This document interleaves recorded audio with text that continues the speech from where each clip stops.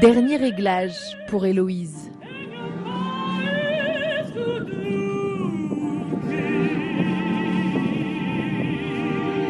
Ce soir, cette mezzo-soprano montera sur cette scène ouverte en plein cœur du Blanc-Ménil devant un public qui a peu l'habitude d'écouter ce genre de musique.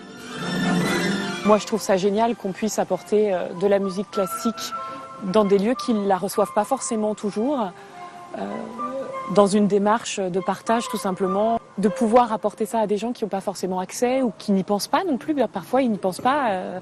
La musique classique, ça ne leur vient pas, ils ne pensent pas aller à des concerts. C'est ce qui est dommage un peu, mais c'est pour ça que ces démarches-là, ces concerts-là sont importants. Les spectateurs arrivent et ils sont moins nombreux que prévu. Pourtant, les Blancs-Ménilois présents saluent cette initiative. Beaucoup n'ont jamais assisté à un concert d'orchestre symphonique. Jamais vu la musique classique. Ça doit être bien, la scène elle est belle et tout. Il n'a pas l'habitude d'écouter ce genre de musique et donc ça lui permettra peut-être par la suite d'en écouter. Surtout pour la petite, lui montrer un petit peu les différentes sonorités des instruments, les consonances, les différents rythmes, qu'elle apprenne à appréhender la musique d'une manière différente. J'étais curieuse, c'est la première fois qu'on voit ça dans le 9-3. Donc du coup, j'étais curieuse, en plus je n'ai jamais participé à des trucs comme ça. Les instruments s'accordent et le spectacle commence.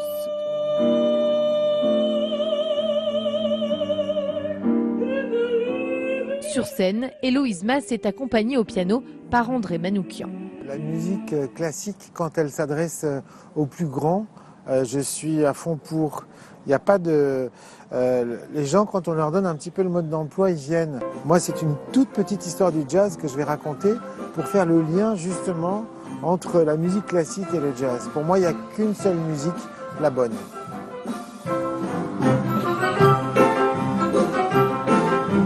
Le public est surpris, mais surtout conquis. J'ai ressenti vraiment la voix de la personne, en fait, la voix de la chanteuse. C'est vraiment très impressionnant.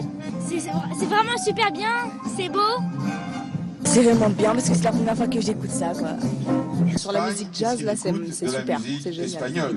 Toute la soirée, les 70 musiciens vont proposer des airs de toutes les époques, du concerto pour piano numéro 5 de Beethoven à la célèbre bande-son de Pirates des Caraïbes.